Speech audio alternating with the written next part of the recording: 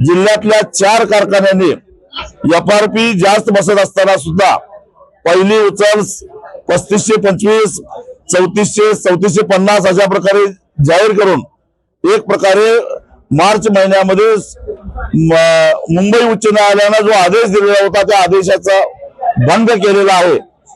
त्यापैकी एक कारखान्याने आपली भूमिका बदलली आणि आम्ही अजून पहिली उचल जाहीर केली नाही असं कुंभी कोळसारीच्या एमडीने सांगितलं। बाकीच्या 3 कारखान्यांनी विशेषतः बिदरी 3552 रुपये एफआरपी असताना त्यांनी 3400 रुपये दिलेले आहेत।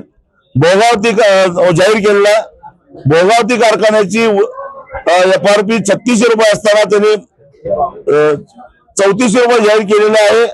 त्याचबरोबर दालमिया 3642 रुपये त्यांची एफआरपी बसत असताना त्यांनी केवळ 3525 रुपये जाहीर केलेला आहे।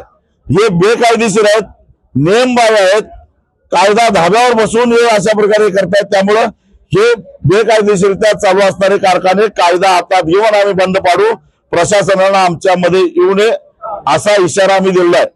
माझी पालकमंत्र्यांना, महाराष्ट्राच्या मुख्यमंत्र्यांना विनंती आहे, एक तर कायदेशीररित्या गेल्या वर्षी तुटलेल्या ऊसाचा आरएसएफ प्रमाणे हिशेब व्हायला पाहिजे होता, तो झालेला नाही।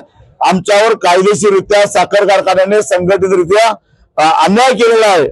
त्याचबरोबर या वर्षी तुटणाऱ्या ऊसाच्या बाबतीत तोडणी बाबतीत भरमसाठ वाढवून आमच्यावर अन्याय केलेला आहे आणि काही कारखान्यांनी एफआरपी निघत असताना सुद्धा पहिली उचल कमी देऊन आमच्यावर अन्याय केलेला आहे। याचा संदर्भातला ठोस निर्णय जर मुख्यमंत्र्यांनी नाही घेतला तर परवाच्या दिवशी मुख्यमंत्री जिल्ह्यामध्ये येत आहेत, त्यांना आम्ही जाब विचारल्याशिवाय सोडणार नाही।